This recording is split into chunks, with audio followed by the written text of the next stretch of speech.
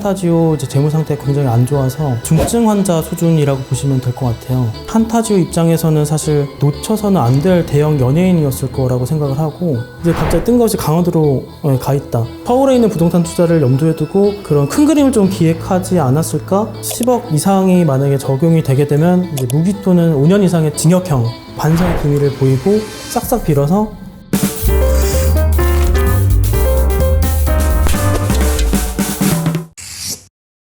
그래서 차은우 씨 같은 경우는 200억 얘기를 하길래 200억이 너무 크기도 하고 조사 사국이 들어갔다는 점에서는 과연 이게 본세가 다 맞는지를 확인해 봐야 될 것 같다는 생각도 들었고, 그래서 좀 파다 보니까 그러니까 흥미로운 좀 지점들이 좀 있는 것 같아서 이제 그걸 와이프한테 설명을 했고 그거를 좀 정리를 해서 이렇게 가볍게 올린 거였는데 그게 이렇게 좀 화제가 될 줄은. 본세와 이제 가산세로 이제 두 개가 나뉘는데 생각보다 본세 규모는 이제 200억보다는 이제 작을 거라고 저는 생각을 했고요. 가산세도 또 여러 가지 종류가 있거든요. 그리고 종류마다 다 가산세율이 달라요. 과소신고 가산세 같은 경우는 10%의 가산세율이 있는데 이렇게 뭔가 사기 또는 기타 부정한 방법으로 인한 부당 과소신고 가산세의 경우에는 40%의 가산세율을 적용을 하거든요. 역산해서 이제 계산을 하다 보니까 한 100억에서 140억 정도가 이제 본세, 원래 냈어야 할 세금이라고 생각을 했고, 나머지 이제 60억에서 100억 정도는 이제 가산세가 아닐까라고 이제 추정을 한 거고요. 25년 상반기에 세무조사가 있었잖아요. 조사를 하는 과정에서 그때부터 처음부터 이제 세무대리인이 붙어서 활발한 그 공방을 하게 되거든요. 그때그때 혐의에 대해서 그때그때 대응을 하고 이게 오해입니다.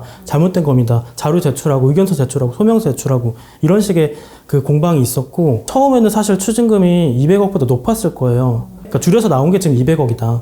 네, 공방을 다 이미 1차적으로 다 끝났다. 라고 보시면 돼요. 서울청 이제 다른 조사국들은 이제 정기조사를 나가는 곳이에요. 쉽게 설명하면 이제 정기 검진을 받으러 가는 그런 곳이고, 조사사국 같은 경우는 이제 중증 외과 수술을 지금 받으러 가는 그런 곳이라고 보시면 되고, 뭔가 대규모의 비리나 뭔가 구체적인 이제 그 탈세 혐의가 있을 때만 이제 범죄 혐의를 두고 이제 들어가는 곳이라고 알고 있어서 혐의점의 체급이 다르다고 생각을 하시면 될 것 같아요. 세무조사를 하는 분들이, 조사관 분들이 굉장한 프로세요. 그분들이 사실 자금 거래를 다 보게 되는데, 자금 흐름이라는 거는 상대방이 존재를 하잖아요. 그래서 이게 이상하다면 상대방도 이상한 거거든요. 판타지오를 이제 조사하는 과정에서 1인 기획사와의 자금 흐름이 이상하다는 게 포착이 됐을 거예요. 그래서 그걸 통해서 이제 이런 비정기 세무조사로 넘어간 것 같고,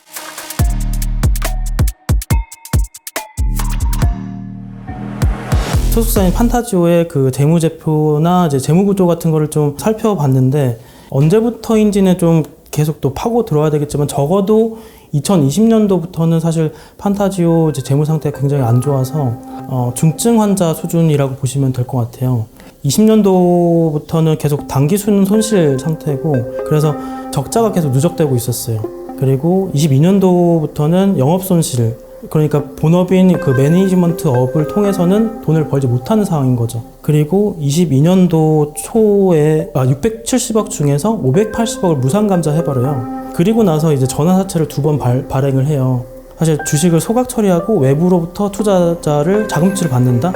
이거는 사실 굉장히 안 좋은 신호거든요. 공교롭게도 이제 차은우 씨 재계약 시점이 2022년 말이에요. 판타지오 입장에서는 사실 그 놓쳐서는 안 될 대형 연예인이었을 거라고 생각을 하고, 이런 기형적인 구조에 대해서 누가 먼저 제안했는지 잘 모르겠지만 판타지오에서도 수용을 할 수밖에 없었던 상황이 아니었을까. 결론을 간단하게 먼저 말씀을 드리면 이러한 흔적이 없기 때문이에요. 조세의 대원칙 중에 국세기본법상에 이제 실질과세 원칙이라는 게 있어요. 과세함에 있어서 형식보다는 실질을 우선적으로 적용하겠다라는 원칙이 있거든요. 그래서 법인의 이제 실체가 어떻게 인정을 해야 되냐, 쉽게 분류하면 크게 4가지예요.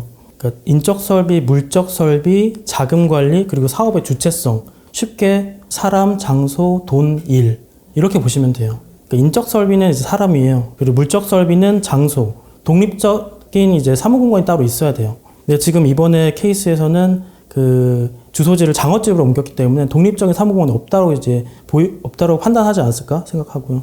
자금 관리는 돈이죠. 법인과 대표 개인 간의 이제 자금이 완벽하게 분리돼서 관리가 돼야 돼요. 사업의 주체성으로는 이제 크게 2가지인데, 법인이 주체가 돼서 그 일한 흔적, 특히 이제 연예활동 지원 사업 계약을 협상한다든가 마케팅을 기획한다든가 아니면 일정을 관리한다든가 그런 이제 독자적인 엔터 이제 경영을 했느냐. 두 번째로는 법원은 보통 배우의 용역에 대해서는 일신전속적이라는 표현을 많이 하거든요. 그 일신전속적이라는 그 표현이 어떤 얘기냐면 배우의 용역과 배우가 뗄래야 뗄 수 없는 관계라는 거예요. 그렇기 때문에 그 배우가 IP를 다 가지고 있는 거나 마찬가지인 거거든요. 법인이 배우의 일을 따왔고 법인 때문에 이제 일이 여기로 들어온 거다라는 걸 지금 증명해야 되는 상황이거든요. 그래서 해석이 굉장히 갈리는 거고 그래서 첨예하게 이제 그 싸우는 공방이 이루어지는 거고요. 원래 A범이 주식회사였다가 유한책임회사로 바뀐 거 그 팩트 자체는 사실 문제가 안 돼요. 지금 전체적으로 구조를 이제 봐야 되거든요. 판타조 소속사가 필요해 보이지 않는, 외부인이 봤을 때는 사실 필요해 보이지 않잖아요. 그 외주 용역이 매니지먼트 회사에 외주 용역을 줬고, 그리고 그 회사가 공교롭게도 유한책임 회사로 바뀌었고 강화도로 옮겼고, 그 구조 자체가 사실 굉장히 의심스러운 거라는 거죠.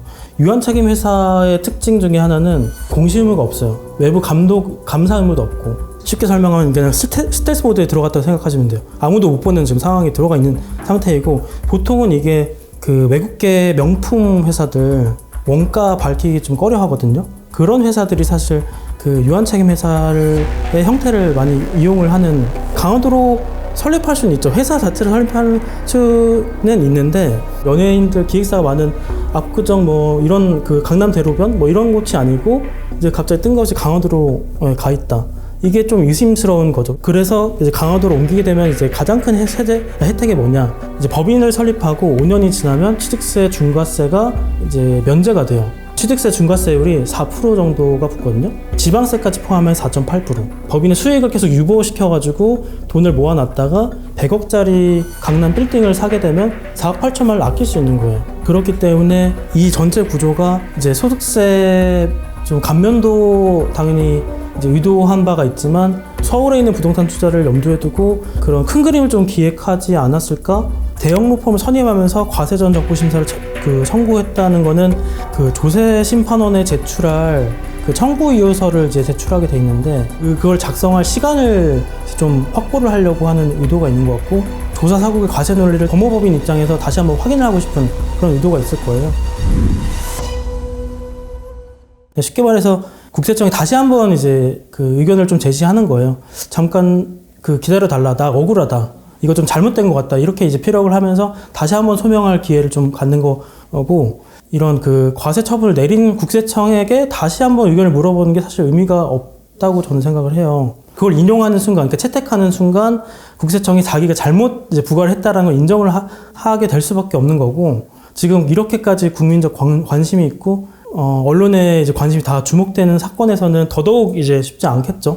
그래서 불채택 되지 않을까라는 생각을 하고 있고, 불채택 됐을 경우에는 사후적인 권리구제 방법으로 지금 이의 신청, 심사 청구, 심판 청구라는 게 있어요. 여기까지가 이제 불복 절차예요. 그 다음에 이제 행정소송으로 넘어가는 거고, 이게 워낙 사안이 좀 복잡하고 좀 중대한 이제 사항이다 보니까 이의 신청까지도 이제 신청을 해서 조금 시간을 더 확보하지 않을까라는 생각을 좀 하고 있고, 그리고 나서 그 조세 심판원에서도 결정이 기각되면 이제 그러면 이제 행정소송으로 넘어가게 되는 거죠. 근데 이제 그 한 가지 짚고 넘어가야 될 게, 고발 여부도 아직 안 정해졌고, 기소가 돼도 최종적으로 법원의 판단에 따라서 결론이 나게 되기 때문에 처벌을 어떻게 받게 될 것 같다, 이런 거 자체가 사실은 굉장히 단정적이고 좀 너무 좀 그렇게 판단하기 좀 이르다라는 생각을 좀 하는데, 그 형사적으로 봤을 때는 이제 그 국세청에서 전속 고발권이라는 권리가 있어요.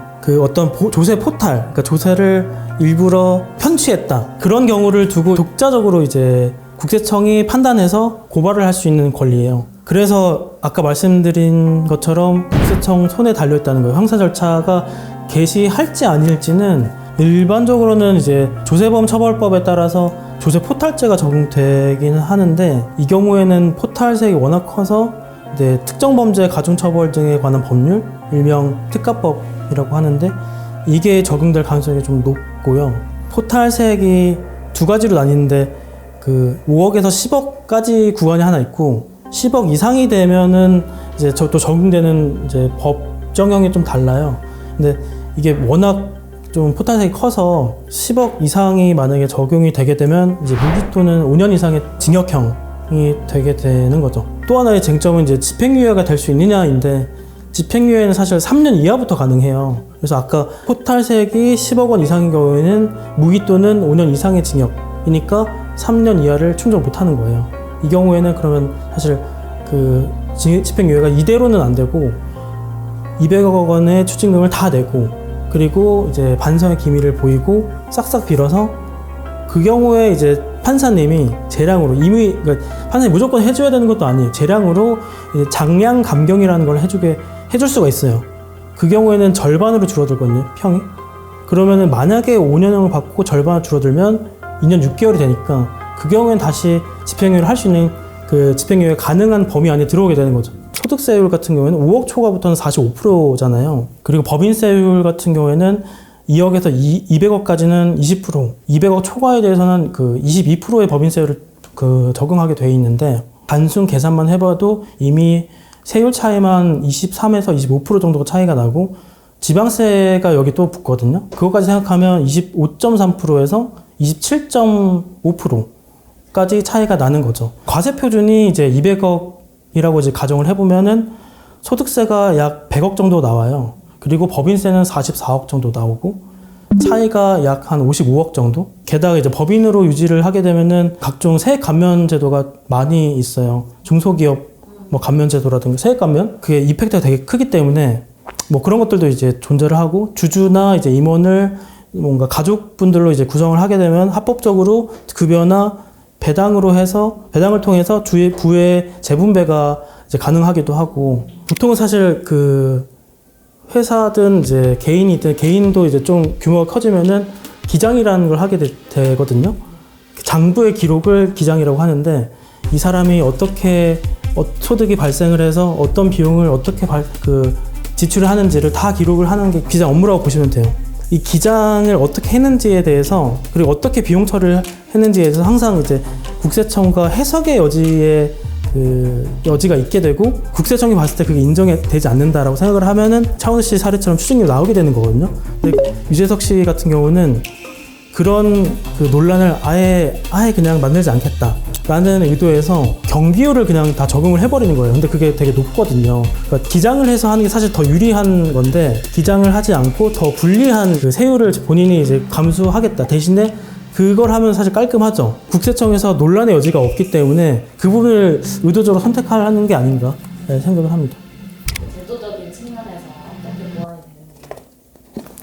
이게 법인세라는 건 사실은 기업의 재투자를 유도하는 취지에서 만들어준, 세율을 낮춰준 거거든요. 근데 그거를 그 1인 그 고소득자의 이제 부의 유지, 그걸 위해서 지금 활용하기 때문에 사실 사람들은 되게 불합리하다고 생각을 하는 거고, 그러니까 재투자를 통해서 사회에 이제 다시 이제 환원이 돼야 되는데 그런 부분이 없는데, 이제 낮은 세율만 이제 쏙쏙 좋은 점만, 이점만 좀 챙겨가니까 그런 부분에 사실 되게 그 박탈감을 느끼는 거고, 호탈감을 느끼고, 그리고 이제 이거를 법적 용어로 하면은 조세 형평성에서 어긋나는 그런 거죠. 약간 어떤 적정 급여 같은 거를 좀 설정을 하는 게 좀 필요할 것 같아요.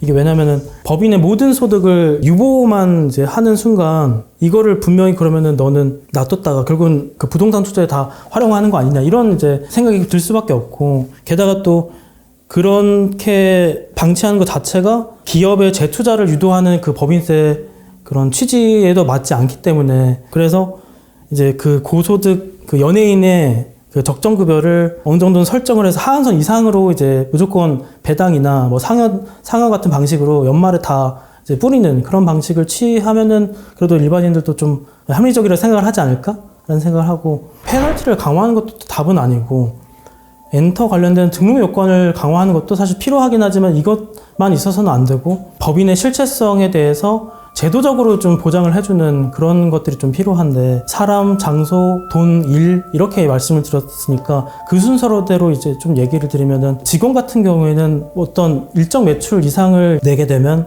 4대 보험을 가입한 어떤 상근 근로자를 뭐 일정 인원 고용하는 그런 걸 의무화하는 이제 제도가 있을 수 있겠죠. 그리고 사업적 요건은 그 일정 매출 이상인 1인 법인은 이제 근린생활시설에 무조건 입주하게 하는 제도도 있을 수 있을 것 같고, 그리고 투명성 관련해서는 이게 고소득의 인적 용역을 제공하는 1인 법인에 있어서는 감사를 의무화하는, 그러면 사실 형태를 뭘 쓰든 간에 이제 감사를 받을 수밖에 없으니까. 그리고 이제 사업의 주체가 사실은 가장 좀 어렵고 핵심적인 요소인데, 특정 요건들을 이제 갖추면은 어떤 사업 주체인 거를 인정해주는 방식을 좀 가야 될 것 같아요. 지금은 국세청이 이제 부과를 하면 반대쪽에서 이게 소명해야 되는 입장이니까 사실 소명 자체가 이제 어렵고 주관식이라고 말씀드렸잖아요. 이게 너무 막연하다는 좀 느낌이 좀 들 것 같아요. 조세법도 그 되게 중요한 개념 중에 하나가 예측 가능성이라는 게 있어요. 내가 예측할 수 없는 상태로 계속해서 살다가 아니면 경영을 하다가 그 예측하지 못한 이제